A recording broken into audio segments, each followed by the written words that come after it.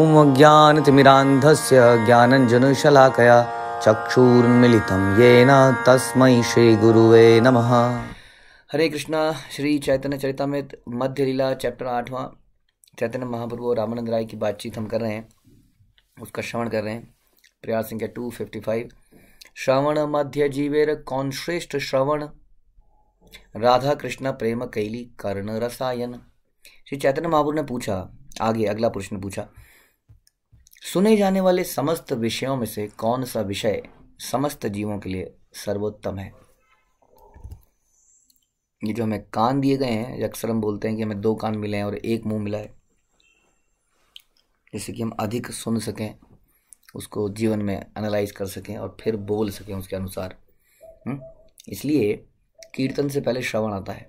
पहले हम श्रवण करते हैं और फिर हम कीर्तन करते हैं, क्योंकि हम जो कीर्तन करना चाहते हैं वही करना चाहते हैं जो श्रवण करते हैं। आपने सुना होगा, कंप्यूटर टेक्नोलॉजी में बोलते हैं गार्बेज इन गार्बेज आउट। कूड़ा अगर अंदर डालेंगे तो कूड़ा ही बाहर आएगा। तो उसी तरह से इसलिए श्रवण हम वही बोलेंगे जो हमारे अंदर जाएगा। इसलिए हमारे अंदर क्या जाता है उसका सिलेक्शन हमें करना है।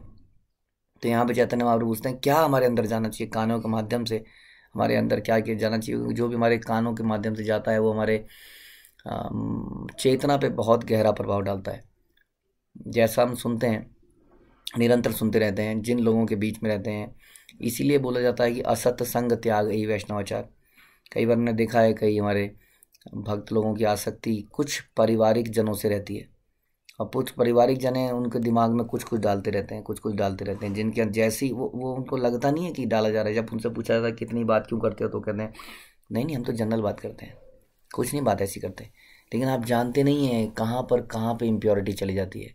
वी नेवर नो कि हमारे कानों के माध्यम से क्या चला जाता है हमारे अंदर, जो कि हमारे अंदर अलग अलग विचार पैदा करने लगता है। ये बड़ी मुश्किल से हमें गुरु परंपरा मिली है, गुरु मिले हैं, भगवान मिले हैं। जरा सी लापरवाही से हम इसको छोड़ना नहीं चाहते, खोना नहीं चाहते। इसलिए हमें बड़ा सतर्क रहना पड़ेगा कि हम क्या सुन रहे हैं। कई बार हमें बोला जाता है कि इतना ही करना है, इससे ज़्यादा नहीं करना है, फंस जाएगा, दब जाएगा, ये हो जाएगा, वो हो जाएगा। तो मुझे लगता है कि हमारे अंदर जो जनरली जो बुरे विचार आ जाते हैं उसके कारण हम खुद भी हैं, जो हमारे पुराने रिएक्शंस हैं, हमारे पुराने कंडीशनिंग है, उसके कारण हमारी सोचने का तरीका वैसा है।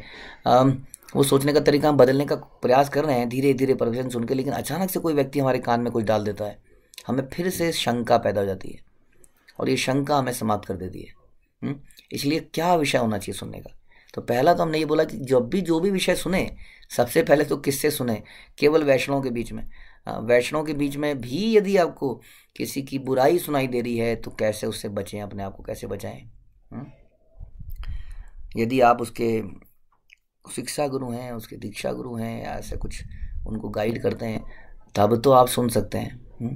लेकिन अदरवाइज उसको सुनने से क्या होता है, हृदय में कुछ ना कुछ पैदा होता है और फिर इस तरह से धीरे धीरे अशुद्धियाँ हमारे हृदय में आती हैं। इसलिए सुनने का विषय कौन सा है, इसमें 2 क्वेश्चन होने चाहिए हैं कि किससे सुना जाए और क्या सुना जाए।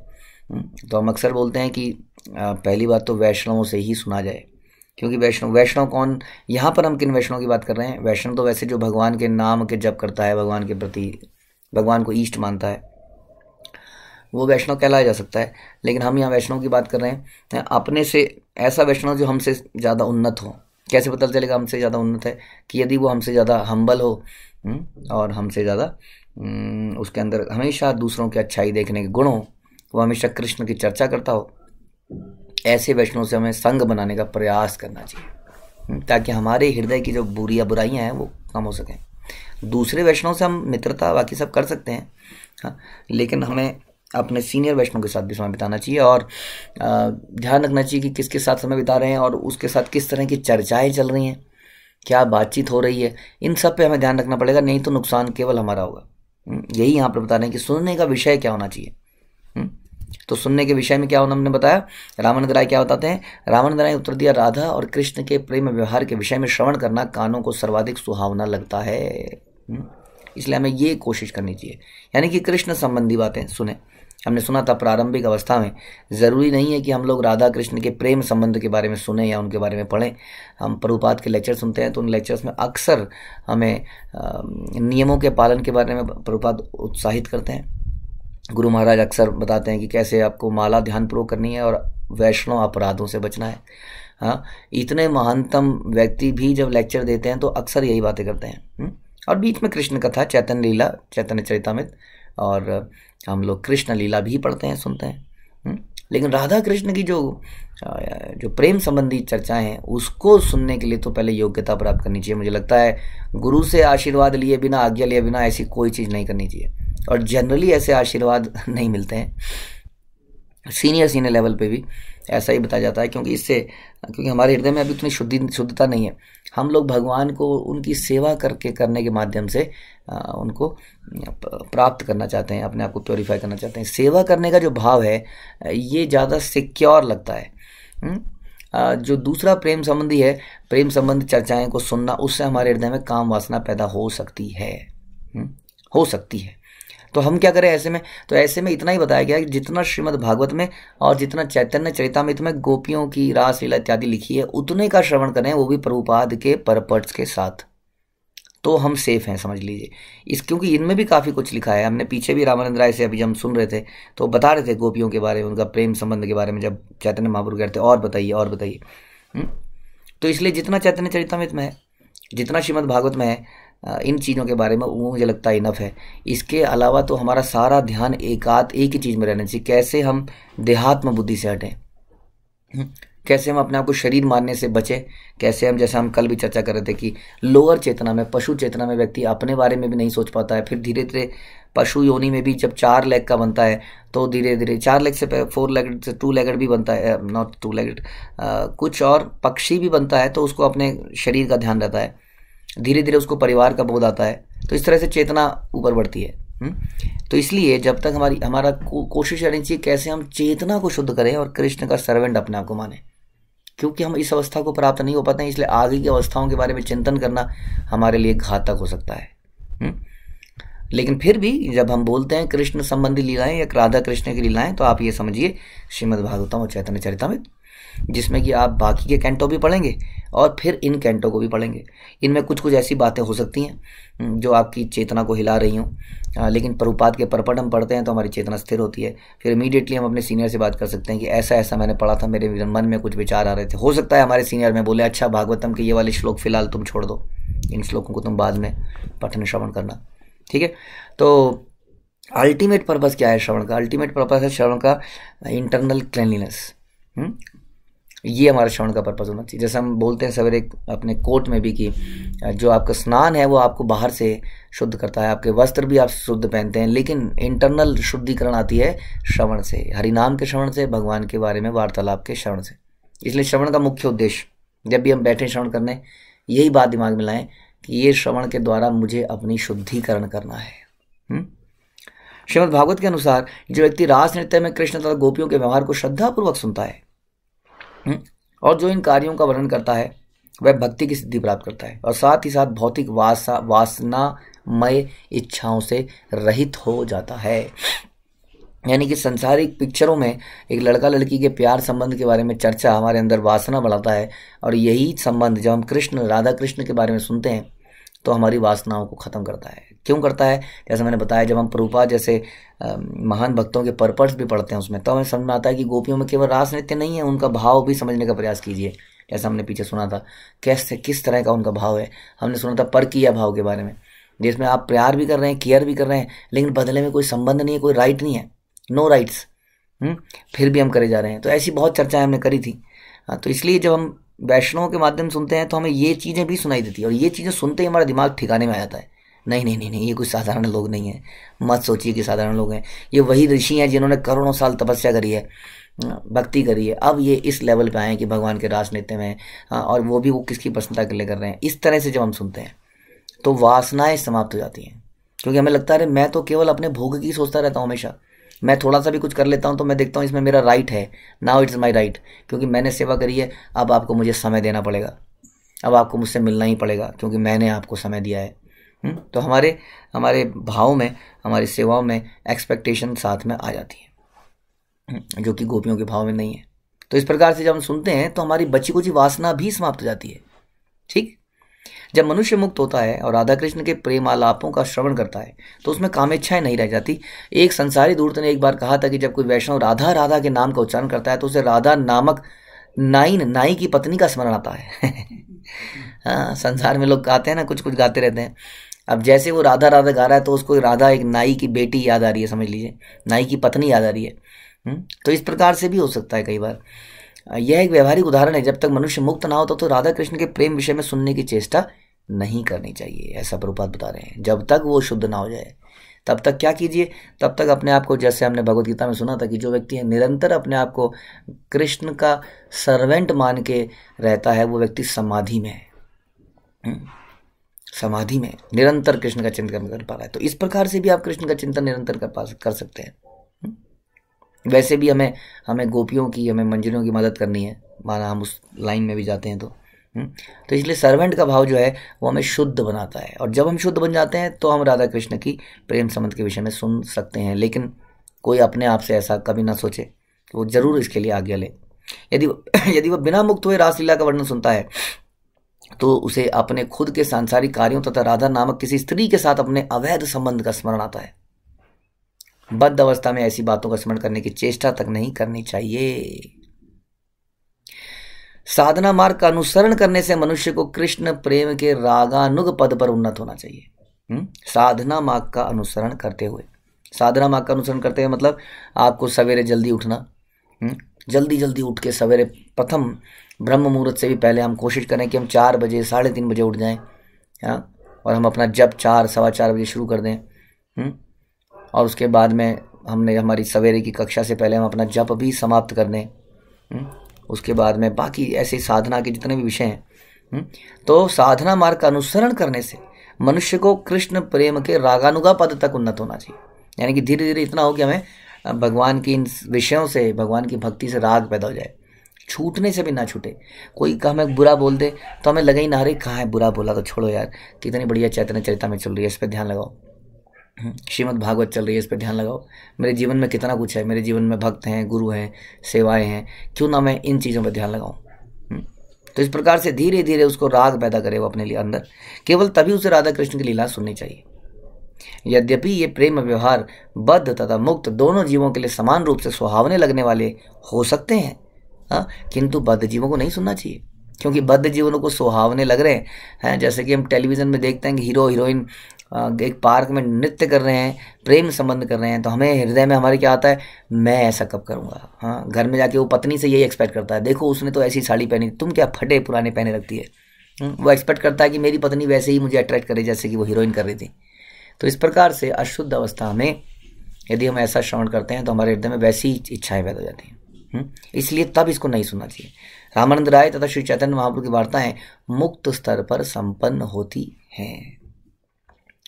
अगला प्रश्न, उपास्येर मध्य कौन उपास्य प्रधान, श्रेष्ठ उपास्य युगल राधा कृष्ण नाम।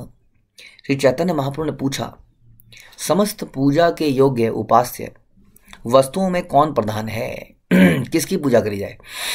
क्योंकि बहुत सारी वस्तुएं हैं, बहुत सारे पंथ हैं, कई सारे रास्ते हैं। हम देखते हैं आजकल खासतौर पे ज्ञान और कर्म कांड, वो तो रास्ता ही नहीं है, खैर ज्ञान कांड हो गया, अष्टांग योग हो गया। तो ये सारे बहुत सारे रास्ते हैं। उसके अंदर भी न जाने लोगों ने कितनी पूजा की पद्धतियाँ बना रखी हैं, कितने सारे व्रत अनुष्ठान बना रखे हैं। जैसे हम सुनते हैं भगवत गीता में भगवान कहते हैं कि वेदों की अलंकारमयी भाषा से अट्रैक्ट मत हो, क्योंकि जितने भी व्रत अनुष्ठान हैं ये किसी फल की इच्छा के लिए बनाए गए हैं कि यदि आपको ये चाहिए तो ये कीजिए, ये कहिए। तो हम ऐसी फ्लावरी लैंग्वेज से अट्रैक्ट हो जाते हैं। ऐसे ही गीता में भगवान ने बोला, जब तुम अट्रैक्ट नहीं होगे और जब तुम अपने आप को निरंतर मेरा दास मान के रखोगे तब तुम समाधि में स्थित माने जाओगे। इसलिए चैतन्य महाप्रभु यहाँ पे फिर से पूछते हैं कि कौन सी वस्तु पूजा के लिए उपयोगी है, हमें करना क्या चाहिए। तो रामानंद राय ने उत्तर दिया, प्रधान पूजा योग्य वस्तु राधा कृष्ण का नाम हरे कृष्ण मंत्र है। न जाने कितने वैदिक ग्रंथों में इसके बारे में लिखा ही है। आप जानते हैं कि भगवान का नाम कितना महत्वपूर्ण है। हम जानते हैं नाम की महिमा पे जब हम चर्चा करते हैं तो हम सारे श्लोकों को बताते हैं, चाहे वो कली संतरण उपनिषद से है, चाहे वो रामायण से लिया गया है, चाहे भागवत से लिया गया है। हर जगह ये बताया गया कि राधा कृष्ण का जो नाम है, हरे कृष्ण मंत्र है, ये पूजा करने की सर्वोत्तम विधि है। भगवान के नामों का उच्चारण जो कि साधारण लगते हैं सुनने में, लगता है नाम ही तो है। जैसे हम एक प्रभु जी से डिस्कस कर रहे थे उस दिन, तो उन्होंने यही बोला था, हम कह रहे थे नाम कोई साधारण नहीं है, नाम में भी प्राइमरी एंड सेकेंडरी नाम है। हमने ये भी सुना, हमने सुना किस प्रकार से जब किसी व्यक्ति को विशेष नाम से पुकारा जाता है तो उसके साथ हमारा रिलेशन डेवलप होता है। और एक साधारण नाम से, जब हमने डिस्कस भी किया था कि किसी को गुप्ता जी बोलना, हाँ, उतना रिलेशन डेवलप शायद ना कर पाए जितना कि उसके नाम से उसको पुकारना। तो नामों में भी कैटेगरीज हैं, primary name and secondary name. तो हरे कृष्ण मंत्र जो है प्राइमरी नेम्स के ऊपर हम भगवान के नाम जपते हैं। तो प्रधान पूजा योग्य वस्तु राधा कृष्ण का नाम है, हरे कृष्ण मंत्र है। और श्रीमद् भागवत के अनुसार इस भौतिक जगत में जीव का एकमात्र कार्य भक्ति मार्ग, योग के मार्ग को स्वीकार करना है। कई सारे पथ हैं, लेकिन हमें अल्टीमेटली किस पथ को चुनना है? भक्ति के पथ को चुनना है। अल्टीमेटली हमें इसी पथ पर आना है। हम अक्सर सुनते हैं कि 3-4 रास्ते हैं भगवान को प्राप्त करने के लिए, ज्ञान हो गया, अष्टांग हो गया, वगैरह वगैरह। लेकिन अक्सर हमें हमारे आचार्य बताते हैं कि ये अलग अलग रास्ते नहीं है, एक तरह से लैडर है, जिसमें अल्टीमेटली जैसे प्रारंभ में व्यक्ति ज्ञान प्राप्त करने की कोशिश करता है। शुरुआत में हल्का सा ज्ञान प्राप्त करता है तो उससे उसके अंदर श्रद्धा डेवलप होती है, तो वो और ज्ञान प्राप्त करता है। और ज्ञान प्राप्त करते करते उसको धीरे धीरे समझ पाता है कि मेरे पिता कौन है, मेरे अल्टीमेटली मैं किसका अंश हूँ, अब मुझे क्या करना है। तो उसको धीरे धीरे भक्ति के विषय में पता चलता है और फिर वो भक्ति में लगता है। तो अल्टीमेटली जो योग है वो भक्ति योग ही है, हमें भक्ति ही करनी है अल्टीमेटली। तो ये अलग अलग रास्ते नहीं है, एक लैडर है। लेकिन इसका मतलब ये हुआ कि क्या इस लैडर में मुझे अष्टांग योग करना ही पड़ेगा, मुझे ज्ञान योग लेना ही पड़ेगा तभी मैं भक्ति योग में आऊँगा? इस पे आचार्य बताते हैं नहीं, भक्ति योग बड़ा है ना, भक्तों के माध्यम से ये डायरेक्ट भी अवेलेबल है। भक्तों के माध्यम से यदि आप किसी भक्त की शरण में चले जाते हैं तो ये भक्ति योग हमें डायरेक्टली मिल जाता है। इसके लिए हमें ज्ञान, अष्टांग इत्यादि योगों में चल के नहीं आना पड़ता। अदरवाइज तो कहते हैं कि बहुनाम जन्मनाम अंते ज्ञानवाम माम प्रपद्यन्ते, बहुत जन्मों के बाद ही ज्ञानी व्यक्ति मेरे पास आ पाता है। लेकिन यदि वैष्णव का संग मिल जाता है, उनके प्रति हम शरणागति हो जाते हैं, तो ये भक्ति का रास्ता हमें पहले ही मिल जाता है और ये तुरंत हमें अपलिफ्ट करके ऊपर ले जाता है। तो इसलिए भक्ति का मार्ग ही अपनाइए। अब भक्ति के मार्ग में हरे कृष्ण का कीर्तन करना ही पूजा की सर्वोत्तम विधि है। ऑल्दो हम भक्ति मार्ग में सुनते हैं कि नवधा भक्ति है, नवधा में हम कुछ भी कर सकते हैं इन 9 चीज़ों में से, जिसमें से हम सुनते हैं कि श्रवण और कीर्तन इंपॉर्टेंट है। यानी कि हरे कृष्ण का कीर्तन इंपॉर्टेंट है, लेकिन हरे कृष्ण का कीर्तन हम तभी कर पाएंगे जब हम हरे कृष्ण का श्रवण करेंगे। जब हम कृष्ण के विषय में श्रवण करेंगे तो हमारा क्या होगा, हमारे अंदर इस नाम को जपने की कमिटमेंट ज़्यादा पैदा होगी, बढ़ती चली जाएगी। इसलिए श्रवण करने से हमारे अंदर एक नेचुरल डिज़ायर पैदा होती है नाम लेने की। इसलिए अधिक से अधिक श्रवण करें, अधिक से अधिक नाम लें, ऐसा उन्होंने बताया। मुक्ति भुक्ति वांछे येई कहाँ दुहर गति, स्थावर देह देव देह ये छे अवस्थिति। चैतन्य महाप्रभु ने पूछा अगला क्वेश्चन, जो मुक्ति चाहते हैं तथा जो इंद्रिय तृप्ति की इच्छा करते हैं उनका गंतव्य क्या है? उन लोगों के बारे में जो मुक्ति चाहते हैं। अभी हम डिस्कस कर रहे हैं भक्ति के बारे में। तो भक्ति से हमें राधा कृष्ण का सेवा मिलती है, हमें गोलोक धाम मिलता है। लेकिन जो मुक्ति चाहते हैं उनका क्या गंतव्य है? जो इंद्रिय तृप्ति की इच्छा करते हैं उनका क्या गंतव्य है? उनका क्या गंतव्य? रामानंद राय ने उत्तर दिया। क्या उत्तर दिया? जो लोग भगवान के अस्तित्व में समा जाने की चेष्टा करते हैं उन्हें वृक्ष के समान शरीर धारण करना पड़ता है, और जो लोग इंद्रिय तृप्ति में अधिक आसक्त हैं उन्हें देवताओं का शरीर मिलेगा। ध्यान रखिए, इंद्रिय तृप्ति में अधिक आसक्त हैं केवल इससे नहीं, लेकिन इंद्रिय तृप्ति में अधिक आसक्ति के लिए वो कई सारे अनुष्ठान कर्मकांड करते हैं तो देवताओं का शरीर मिलेगा। ऐसे नहीं कि इंद्रिय तृप्ति की इच्छाएं करते हैं तो जानवर का जैसा शरीर मिलेगा। लेकिन जो इंद्रिय तृप्ति की इच्छाओं के लिए बड़े सारे यज्ञ पुण्य कर्म करता है, जैसा हम डिस्कस करें तो वहीं चाहते हैं, तो उसको देवताओं का शरीर मिलेगा।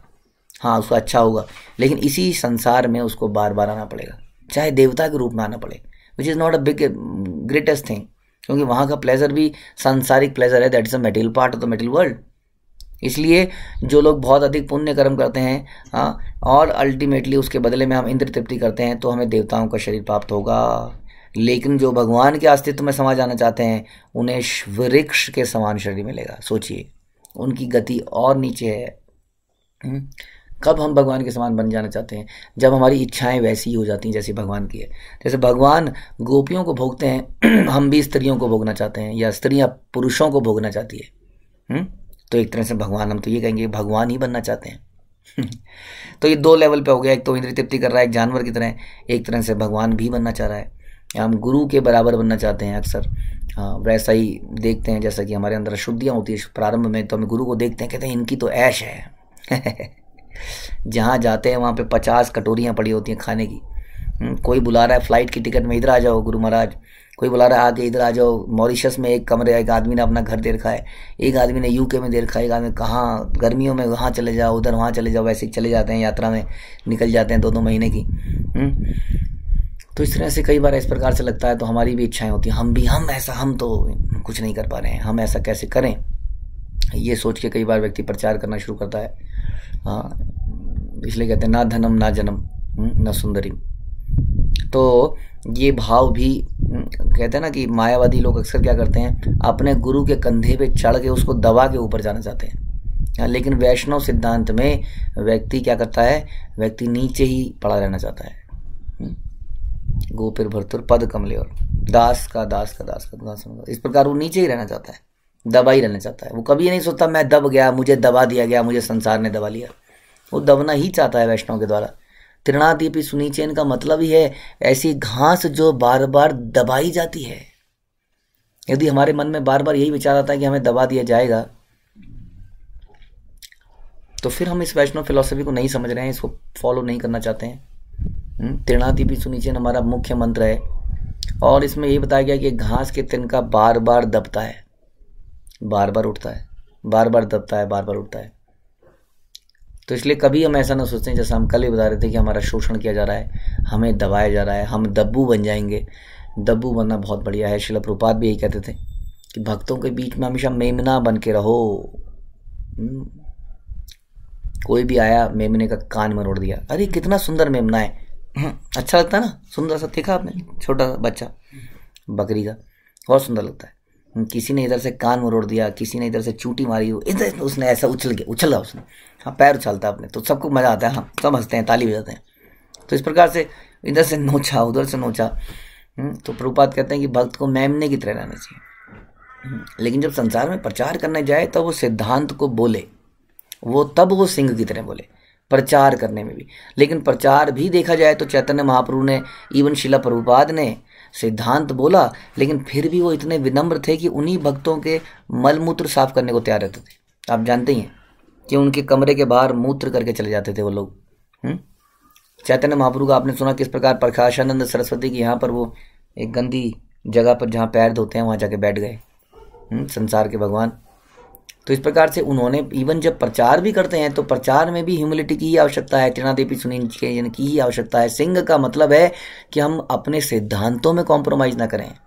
कोई कहे कि क्या प्रभु जी ऐसा चल सकता है कि मैं चारों नियम का पालन ना करूं और ऐसा कर दूं, तो हम बोलेंगे नहीं चल सकता है, नहीं चल सकता है। क्या कोई बोले कि मैं वैष्णव की निंदा थोड़ी बहुत तो करने में क्या चलता है, थोड़ा बहुत तो बातचीत करी जा सकती है, इसमें क्या है, तो नहीं चलता है। ऐसे सिद्धांतों में सिंह का मतलब है, वो सिद्धांतों में सिंह का मतलब नहीं है वो दहाड़ मारे और जो लेक्चर में सुनने आए बेचारे वहीं पे ढेर हो जाएं 2-4 उसमें से, बाकी भाग जाएं कि शेर आ गया जी सामने बोलने। तो इसका मतलब ये जो घास का जो चोगा है वो हमेशा पहनना पड़ेगा।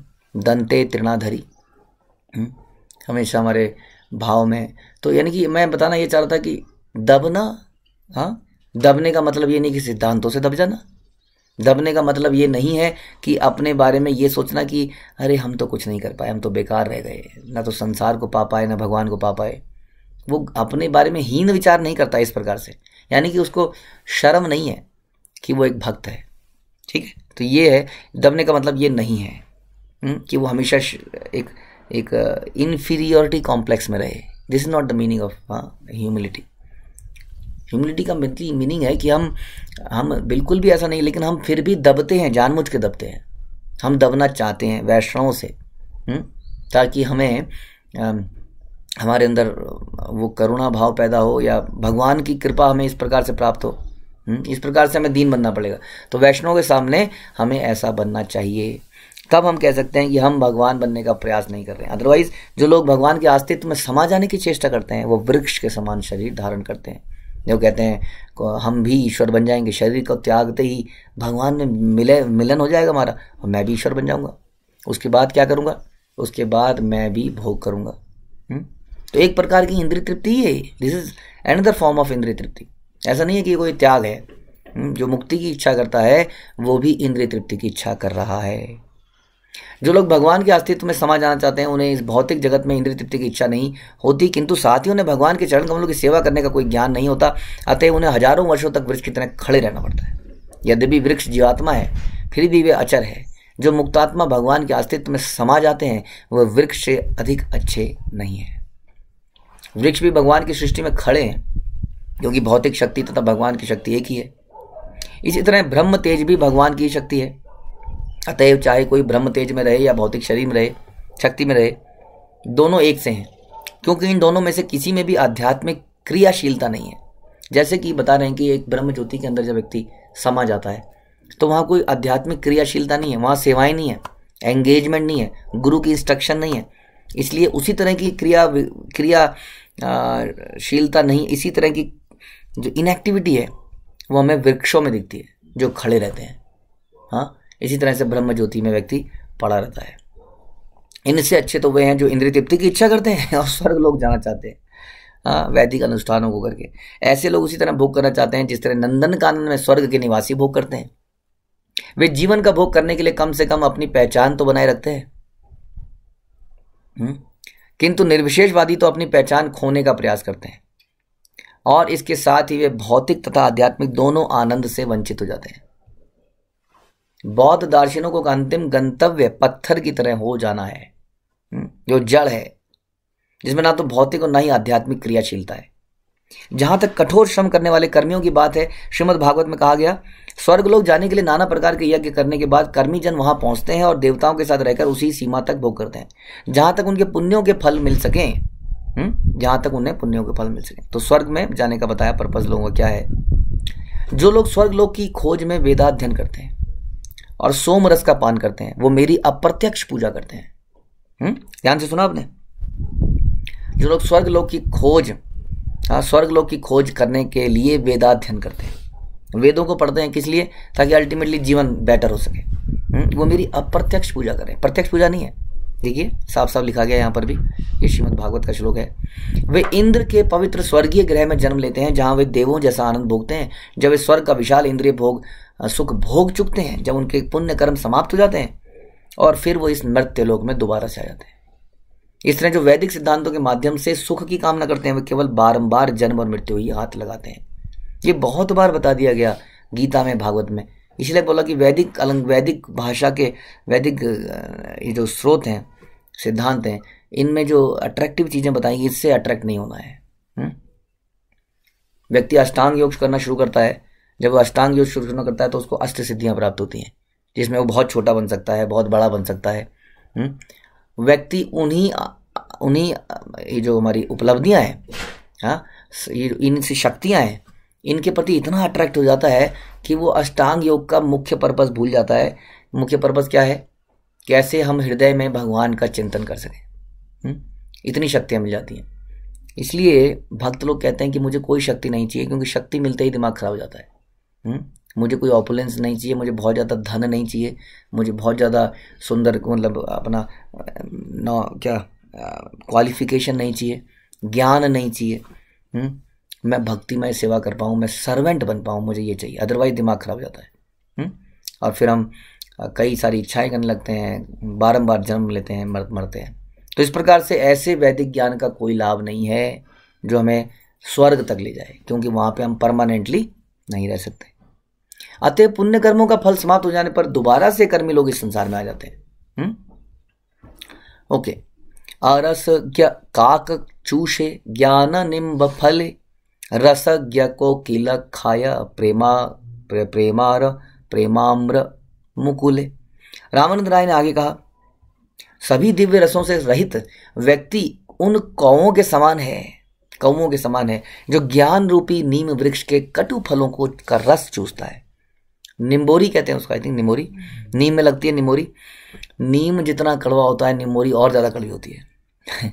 नीम का फल भी कड़वा होता है। तो बता रहे हैं कि जो लोग इस तरह के ज्ञान में लगे हैं, वैदिक अनुष्ठानों में लगे हैं, ज्ञान प्राप्त कर रहे हैं, लेकिन भक्तिमय सेवा नहीं कर रहे हैं, अपने आप को भगवान का दास, इटर्नल दास नहीं मान पा रहे हैं, उनकी पूजा इत्यादि नहीं कर पा रहे हैं, उनके भक्तों की सेवा नहीं कर पा रहे हैं, वो केवल उस ज्ञान रूपी नीम के वृक्ष से कड़वे फलों का रस चूस रहे हैं, जैसे कि एक कौवा चूसता है। रामानंद राय कह रहे हैं ऐसा। जबकि रसज्ञ व्यक्ति उन कोयलों के तुल्य है। वो एक कोयल है जो भगवत प्रेम रूपी आम वृक्ष की मंजरियों को खाते हैं। आम वृक्ष में छोटे छोटे इतने इतने से फल लगते हैं शुरुआत में। हाँ, तो कोयल क्या खाती है? उन्हें खाती है। कौवा क्या खाता है? नीम के फल खाता है। तो जो ज्ञान को फॉलो कर रहे हैं, जो प्रैक्टिकली भक्ति योग नहीं कर रहे हैं, वो तो उस कौवे के समान है जो उस कड़वे नीम को खा रहे हैं। और रसज्ञ व्यक्ति, हाँ, जबकि रसज्ञ व्यक्ति उन कोयलों के तुल्य हैं, यानी कि जो भक्ति रस में इन्वॉल्व है वो उनकी तरह हैं, जो कोयल की तरह हैं, जो आम के वृक्ष की मंजरियों को खाते हैं। तो ये दोनों में डिफरेंस है। भक्ति योग इसलिए कहते हैं भक्ति योग में आनंद है। ऑब्वियसली आपने देखा होगा कि जब आप कुछ पढ़ते हैं और साथ साथ आपको अगर प्रैक्टिकल भी कराया जाए तो बड़ा इंटरेस्टिंग लगता है कि नहीं? स्कूल कॉलेजेस में भी जब साइंस पढ़ाई जा रही है अच्छा लग रही है चलिए, लेकिन कई बार नींद आ जा रही है पढ़ते पढ़ते, और जब वो एकदम से आपको लेबोरेटरी में ले जाते हैं, वहाँ पे कुछ कराते हैं, इधर से टेस्ट ट्यूब के अंदर ये कीजिए, सब एक्साइटेड हो जाते हैं। सब लोग कुछ कुछ करना चाहते हैं, इस गैस को उस गैस से मिला दो, वहाँ ब्लास्ट कर दो, वहाँ ये कर दो, सबको मज़ा आता है ना प्रैक्टिकल करने में। कई बार नुकसान भी होता है, हाँ, कुछ लग भी जाती है, चोट भी लग जाती है, फिर भी आदमी को अच्छा लगता है। तो इसलिए ज्ञान के साथ उसका एप्लीकेशन बड़ा ज़रूरी है। कोरे ज्ञान से कोई लाभ नहीं है। भगवान के विषय में जान लिया, ज्ञान कर लिया, कहीं पे जाके बखान कर दिया, लेकिन भक्ति योग का कुछ नहीं किया, श्रवण नहीं किया, कीर्तन नहीं किया, पूजा अर्चना नहीं करी, दासत्व में काम नहीं किए, किसी के सरेंडर नहीं किया, किसी की इंस्ट्रक्शन को फॉलो करने का मन नहीं किया, तो क्या किया हमने? अल्टीमेटली ज्ञान योग में किया और कड़वा नीम खाया। यदि हम इस प्रकार से पढ़ते हैं जैसा अभी हम पढ़ रहे हैं, पढ़ने के साथ साथ हम उसको प्रैक्टिकली कर रहे हैं, इवन हमारा जो ज्ञान भी है, आप देखेंगे जैसे चैतन्य चरितामृत में जो पढ़ रहे हैं, सुन रहे हैं, वो ज्ञान भी ज्ञान सा नहीं लगता है, ऐसा लगता है कुछ केस स्टडी पढ़ रहे हैं, है ना? आपने सुना है, यदि आपने पढ़ाई करी है कभी, तो एक होता है कोरा ज्ञान, एक होता है केस स्टडी। केस स्टडी और उसमें क्या डिफरेंस है? केस स्टडी होता है एक लाइव एग्जाम्पल, किसी का लाइव एग्जाम्पल लेके उसके जीवन चरित्र को देख के एनालाइज करना। जैसे कि हम MBA वगैरह लोग हायर एजुकेशन में जाते हैं, वहाँ केस स्टडी दी जाती है।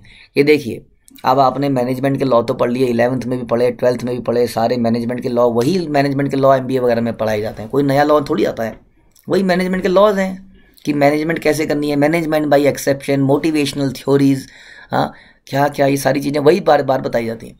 लेकिन वहाँ पे क्या प्रैक्टिकली भी चीज़ें आपको बताई जाती है, वहाँ पे प्रैक्टिकली कि आपके लिए आपको केस स्टडीज़ कराई जाती है।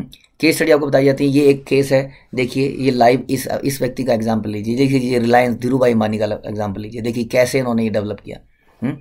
देखिए शिला प्रभुपाद का एग्जाम्पल लीजिए, कैसे इन्होंने जीवन में ये नेगेटिव को पॉजिटिव में बदल दिया। तो जब हम केस स्टडी पढ़ते हैं, सुनते हैं, तो बड़ा एक्साइटमेंट रहती है कोरे ज्ञान के एज कम्पेयर टू कोरा ज्ञान। जैसे कि हम अपने प्रवचनों में भी कई सारे प्रैक्टिकल एग्जाम्पल देते हैं, तो समझ में ज़्यादा आता है। तो भागवत इत्यादि क्या है? भागवत चैतन्य चरितामृत वो केस स्टडीज़ हैं, इसलिए इनको पढ़ने में इतनी रुचि आती है। कोरा ज्ञान नहीं है, इसमें हमें प्रैक्टिकली समझ में आता है कि हमें क्या करना चाहिए। We learn practical things. इसलिए ये एक ज्ञान योग नहीं है, ये भक्ति योग ही है, क्योंकि हम किसी भक्त के चरित्र को पढ़ रहे हैं, भक्त के चरित्र को समझ रहे हैं और उसके अनुसार चलने का प्रयास कर रहे हैं। इसलिए सभी व्यक्तियों को हमें हमेशा सचेत रहना चाहिए। देखिए, ऐसा बोला जाता है कि इंसान सुन के तो समझता ही है, सुन के देखने से ज़्यादा समझता है। श्रवण करते हुए भी अभी कई बार आप लोग, सवेरे का समय होता है, पता नहीं कितने लोगों को नींद आ रही होती है लेक्चर सुनते हुए, वो उनकी समस्या है। लेकिन उसके अलावा ऑब्जर्वेशन से, हम लोग ऑब्जर्वेशन से बहुत सीखते हैं। इसलिए जब भी हमारे बीच में कुछ भक्त हों तो हम उनके जीवन चरित्र को बड़ा क्लोजली ऑब्जर्व करके उससे सीखने का प्रयास करें। तो ये उसी तरह से जब भागवतम की कथाएं चल रही हो तो इमेजिन करें दिमाग में, हाँ ऐसा किया, जो अभी हम प्रश्न उत्तर सुन रहे हैं, एक एक प्रश्न। अब हर प्रश्न पे हम 10 मिनट बात कर रहे हैं, 5 मिनट बात कर रहे हैं और दूसरे प्रश्न पे आ जा रहे हैं। जब तक इसके बारे में हम डिटेल चिंतन नहीं करेंगे, हाँ अभी क्या होता है, श्रवण का विषय क्या है, मैं कब कब कुछ और सुनती हूँ, मैं कब कब कुछ और सुन लेता हूँ, अच्छा, पूजा की बेस्ट विधि कौन सी बताई गई, लेकिन मेरा आसक्ति अभी दूसरी विधियों में भी है। तो ऐसी जैसी चीजें हम सुन रहे हैं कि नहीं। तो जब तक उसके बारे में डिटेल में नहीं सोचेंगे, अपने ऊपर नहीं लेंगे, हाँ, तब तक क्या होगा, तब तक वो ज्ञान रह जाएगा, वो भक्ति नहीं रहेगी। भक्ति योग का मतलब ही प्रैक्टिकल है, ये this is what I have to do. हमने देखा है कि लोग सालों साल सुन रहे हैं, लेकिन लोगों के कोई मस्तिष्क में, दिमाग में कोई चिंता नहीं है, कोई डिफरेंस नहीं, कोई फर्क नहीं आ रहा है, वही थिंकिंग अभी भी है। बार बार सुनने के बाद भी अंतर नहीं आ रहा है, इसलिए केवल श्रवण करने से भी फायदा नहीं होगा। हाँ, हम लोगों ने श्रवण करना सुन लिया, चलो इनकी रिस्पेक्ट करते हैं, हमारे सीनियर, बैठ जाते हैं थम से ऐसे करके, हाँ बैठ जाते हैं जी, इससे काम नहीं बनेगा। ये हम सब लोग अपना समय व्यर्थ कर रहे हैं। हमें बड़ा ही चिंतन करना पड़ेगा, क्योंकि यही भक्ति योग है। भक्ति योग मतलब practical. It is not about theory, it is about practical, कि मुझे क्या करना है इस विषय में, इस जो अभी अभी बोला गया, इस विषय में मुझे क्या करना है। मैं कहता हूँ बहुत ही कृपा है हमारे ऊपर कि हमें इतनी चीज़ें प्रैक्टिकली बताई जाती हैं, ताकि हम अपने आप को परिवर्तन ला सकें। संसार में ट्रेनिंग डिपार्टमेंट इतना बड़ा डिपार्टमेंट है, कॉरपोरेट्स में लोग कितना पैसा कमाते हैं ट्रेनिंग देने के लिए। वो ट्रेनिंग क्या देते हैं, वो कुछ थ्योरी को पढ़ते हैं और आपको बता के चले जाते हैं। एक दिन माना कुछ प्रैक्टिकल भी कराते हैं, तो 1 दिन 2 दिन 1 हफ्ता 1 महीना, लेकिन ऐसी ट्रेनिंग कहाँ होती है जहाँ पूरे जीवन भर आपको ट्रेनिंग दे रहा है, कोई देता ही जा रहा है, देता ही जा रहा है। तो ये हमारा सौभाग्य है, लेकिन हमने वहाँ पे बैठना सीख लिया है। जैसे हम कॉलेजेस वगैरह में जाते थे, बैठ जाते थे, चलो जी पीरियड कब खत्म होगा, 5 मिनट बचे हैं, चलो खत्म किया, हो गया, आज का काम हुआ। इसलिए भक्ति योग हम कह रहे हैं, इसको ये ज्ञान योग मत बनाइए। ज्ञान योग क्या है, एक कड़वे नीम के फल की तरह है, उसके रस को चूस रहे हैं हम, आनंद नहीं आ रहा है। आएगा नीम को चूस के आनंद नहीं आएगा। भाई ये कब क्लास खत्म होगी, अगर मैं यहाँ से उठ जाऊंगी तो सब मेरे को टोकेंगे। एक सोशल पीयर प्रेशर भी है हमारे ऊपर, खासतौर पे जब हम सबके बीच में बैठे हैं, अपने अपने घरों में बैठे हैं तो सो सकते हैं, कुछ भी कर सकते हैं, लेकिन सब भक्तों के साथ बैठे हैं तो हम उठ भी नहीं सकते। उठेंगे तो मुझे बोलेंगे, फिर मुझे एक हो जाएगा जी, देखो जी ये भक्त कितना ध्यान से सुन रहे हैं, ये देखो जी उठ के चला गया। तो मैं एक अलग साबित हो जाऊंगा। इसलिए बैठे रहो, लेकिन रस नहीं आ रहा है। तो उसका कारण यही है कि हम अल्टीमेटली ज्ञान योग, कौवे की तरह ज्ञान योग का फॉलो कर रहे हैं। वी आर ट्राइंग टू, हम कई बार कुछ बताते हैं कि भक्ति के जी इसके 4 प्रकार हैं, सुनिए। हाँ जी बताइए प्रभु जी, प्रकार बताइए, 4 प्रकार। जब क्वेश्चन आंसर होंगे ना, क्विज होगी, तो हम बताएंगे यस यस यस, है ना। क्विज करने में कितना आसक्ति है हमारी, देखिए हम लोग खुद भी क्विज करते हैं ताकि नींद से सब उठ जाएं। अभी अगर मैं क्विज कर दूं तो 5 मिनट में सब लोग रिफ्रेश हो जाएंगे। ये है ज्ञान योग। क्विज में क्यों है, क्योंकि हम बताना चाहते हैं ना, हाँ ये मैंने सुना, देखिए जी मैंने आंसर दिया। ये ज्ञान योग है, और क्या है। हमें कईयों के प्रश्न बड़े अच्छे लगते हैं, जब बड़े टेक्निकल प्रश्न होते हैं ना, हम अरे क्या प्रश्न पूछा जी प्रभु जी, आपने क्या प्रश्न पूछा। होता है कि नहीं ऐसा, नेचुरली आप बताइए। कोई व्यक्ति बहुत ऐसे टेक्निकल क्वेश्चन पूछता है, हाँ जी इतने ये वो, तो हमें बड़ा दिमाग एकदम से जागृत हो जाता है। और कोई व्यक्ति पूछे प्रभु जी मैं कैसे दास दास का भाव पैदा कर सकता हूँ, हाउ इट इज पॉसिबल है। बकवास, यही समझ नहीं आया इसको आज तक।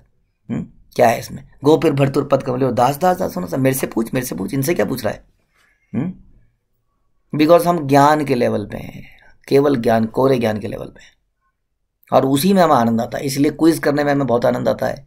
ठीक है, उसमें कोई कमी नहीं है, कोई गलती नहीं है, लेकिन हम बता रहे हैं कि हमारी स्थिति क्या है। कोई व्यक्ति ऐसे टेक्निकल चीज़ें करता है, बात करता है, लेक्चर देते हुए भी कोई टेक्निकल चीज़ें बताता है, तो बड़ा मज़ा आता है। ग्राफ बना दिया, इसके इतने प्रकार, इसके इतने ये, इसका वो, बड़ा आनंद आता है। कोई ऐसे प्रश्न पूछता है, बड़ा आनंद आता है। लेकिन मुख्य बात क्या है, मुख्य बात जो आज बताई जा रही है इन श्लोकों के माध्यम से, कैसे हम उसको करेंगे। तो भक्ति योग क्या है, हाँ उस कोयल की तरह है जो भगवत प्रेम भी आम वृक्ष की मंजरियों को खाते हैं, लेकिन हमारा इंटरेस्ट उसको खाने में नहीं है, हमारा इंटरेस्ट ज्ञान लेने में। अनुभव जन्य दर्शक की तार्किक शुष्क प्रक्रिया नीम वृक्ष के फल के समान तिक्त होती है। इस फल को चखना कौवों का काम है। दूसरे शब्दों में परम सत्य की अनुभूति की दार्शनिक विधि कौवे जैसे व्यक्तियों द्वारा ग्रहण की जाती है, किंतु कोयलों जैसे भक्तों की वाणी मधुर होती है, जिससे वे भगवान के पवित्र नाम का उच्चारण करते हैं और भगवत प्रेम रूपी आम के मधुर फल का आस्वादन करते हैं। ऐसे भक्त भगवान के साथ मधुर रस का आस्वादन करते हैं। जिसको मधुर रस मिल रहा होता है ना, उसको कभी द्वेष पैदा ही नहीं होता। नहीं, ऐसा है कि नहीं। भौतिक संसार में भी हम देखते हैं, भौतिक एग्जाम्पल, जब हमारा पेट में पूरा भरा हुआ होता है, पूरा रसदार चीज़ें खाई होती हैं, तो थोड़ी देर के लिए एटलीस्ट सेटिस्फाई फील कर रहे होते हैं। और जब कई बार व्यक्ति व्रत रख लेता है, कई बार व्यक्ति बड़े कठोर व्रत रखता है, तो चिड़चिड़ा सा हो जाता है। आपने रख लिया, खाएंगे नहीं जी, केवल फलों पे रखेंगे। नहीं, क्यों नहीं रखेंगे? क्योंकि ऑड वन आउट हो जाएंगे। सब लोग फल पे रख रहे हैं, ये नहीं रख रहा है। अब दिन तक हो गया, तुमने मेरे लिए फल नहीं काट के रखे हैं, तुमने ये कर दिया, तुमने, और शाम तक तो बाद में बिल्कुल चिड़चिड़ा हो चुका है क्योंकि उसको रस का स्वाद नहीं हो रहा ना रस का स्वाद नहीं हो रहा है। इसलिए प्रभुपाद कहते थे भैया बेटर है खा लो, जिससे नहीं हो रहा है। क्योंकि जब तक उस रस का स्वाद नहीं आएगा, तो इसलिए रस का स्वाद, अब ये तो भौतिक एग्जाम्पल था, भौतिक एग्जाम्पल में रस का स्वाद लेने से भी चिड़चिड़ापन जाएगा नहीं, क्योंकि फिर से इच्छा करेगी। इसलिए आध्यात्मिक रस का स्वाद करना पड़ेगा। आध्यात्मिक रस जो अभी अभी हमने सुना, कैसे हमें श्रवण में रस आए, आना चाहिए। जैसे हम बोलते हैं विश्वक्सेनु कथासु या ना उत्पादेन यतिरतिम श्रमे वही केवलम, तो केवल श्रम है। अभी हमें आनंद नहीं आ रहा है उसको सुनने में, हम बस टाइम ही देख रहे हैं कैसे ख़त्म होगा, नहीं तो मैं कैसे यहाँ से अलग निकल पाऊंगा इस भीड़ में से, फंस गया हूँ भक्तों के बीच में। तो धीरे धीरे क्या है, वो व्यक्ति ज्ञान के कारण ज्ञान कर रहा है या ज्ञान भी नहीं कर रहा, पता नहीं क्या कर रहा है। इसलिए हमें कोशिश करना चाहिए कि हमें गहराई से एक एक विषय में जाएं, उसका रस लें। जब ये रस का आस्वादन होगा, तब ईर्ष्या द्वेष समाप्त हो जाएगा। जब इसमें कथाओं में, श्रवण में हमें रस आएगा, कीर्तन में भी रस आएगा, उसके बाद जप में रस आएगा, जप में नींद आनी बंद हो जाएगी, जल्दी उठने का इच्छा बढ़ती चली जाएगी। ऐसी बहुत सारी चीज़ें स्वाभाविक हो जाएंगी, आप देखेंगे, जिसके लिए अभी हमें अपने आप को फोर्स करना पड़ रहा है। तो इसका प्रयास कीजिए, श्रवण को केवल एक औपचारिकता मत बनाइए, और ऐसी प्रार्थना मेरे लिए कीजिए कि मैं भी इसको औपचारिकता ना बना लूँ। आप सभी का बहुत धन्यवाद। श्री चैतन्य चरितामृत की जय, श्रील प्रभुपाद की जय।